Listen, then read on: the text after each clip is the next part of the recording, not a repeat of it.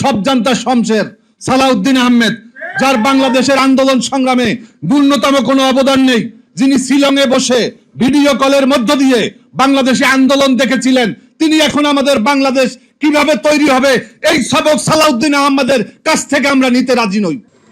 আমাদের আজকের বিষয় হচ্ছে জান দেব জুলাই দেব না। আমরা জান বাংলাদেশের জন্মলগ্ন থেকে দিয়েছি, তার আগেও দিয়েছি। সেই খেলাফত আন্দোলন থেকে শুরু করে রেশমি রুমালের আন্দোলন, কত আন্দোলন হয়েছে, সমস্ত আন্দোলনে আমরা জীবন দিয়েছি।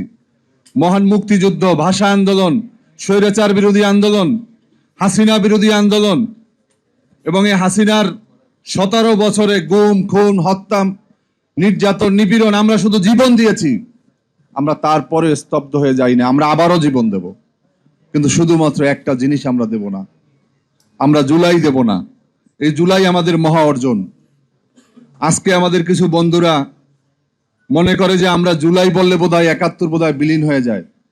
আরে 71-এর চেতনা এবং জুলাইয়ের চেতনা এক এবং অভিন্ন। 1971 সালে আমরা অস্ত্র হাতে নিয়েছিলাম, আমাদের কর্নেল অলি আহমেদরা অস্ত্র হাতে নিয়েছিল বৈষম্য মুক্ত বাংলাদেশের জন্য। কিন্তু সরকার এসেছে, সরকার গেছে, কিন্তু এদেশের মানুষের বৈষম্য দূর হয় নাই। আমরা, আওয়ামী লীগ ছিল, শেখ মুজিব ছিল, সারা জীবন গণতন্ত্রের জন্য আন্দোলন সংগ্রাম করে ক্ষমতা পাওয়ার পরে একদলীয় বাকশাল কায়েম করেছে। জিয়াউর রহমান ছিলেন, খালেদা জিয়া ছিলেন, শেখ হাসিনা ছিলেন। আমরা শুধু সরকারের পর সরকার পেয়েছি। পরিবর্তন হয়েছে, কিন্তু কাঙ্ক্ষিত পরিবর্তন হয়নি। আমরা একটা অর্থবহ পরিবর্তন চাই। আমরা আওয়ামী লীগের পরিবর্তে বিএনপি, বিএনপির পরিবর্তে জামাত বা কোনো অন্য কোনো দল, আমরা কোনো দলের পরিবর্তনের জন্য জুলাই আন্দোলন করি নাই। আমরা চেয়েছি আমাদের কাঠামোর পরিবর্তন। যেই কাঠামোর মধ্য দিয়ে হাসিনার মতো ফ্যাসিবাদ তৈরি হয়, সেই কাঠামোর পরিবর্তন করতে হবে। আমরা ঐক্যমত্য কমিশনে দীর্ঘ 9 মাস,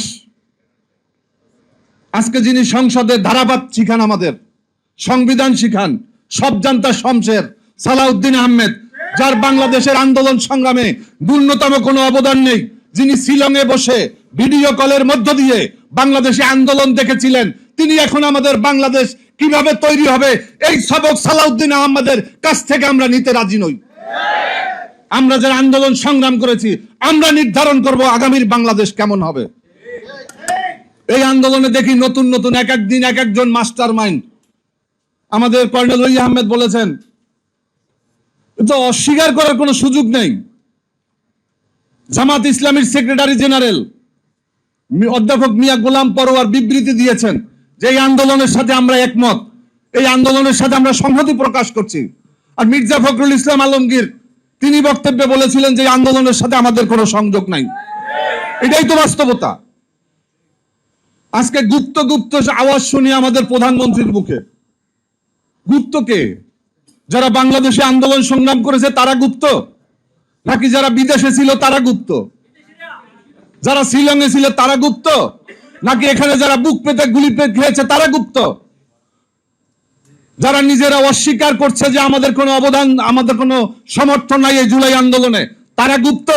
নাকি যারা বিবৃতি দিয়ে, বক্তব্য দিয়ে নেতাকর্মীদেরকে রাজপথে গুলির মুখে ছেড়ে দিয়ে ভূমিকা রেখেছে তারা গুপ্ত?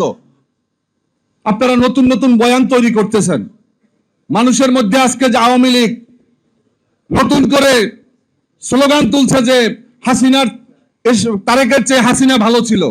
আমরা এই বক্তব্য এখনো দিতে চাই না।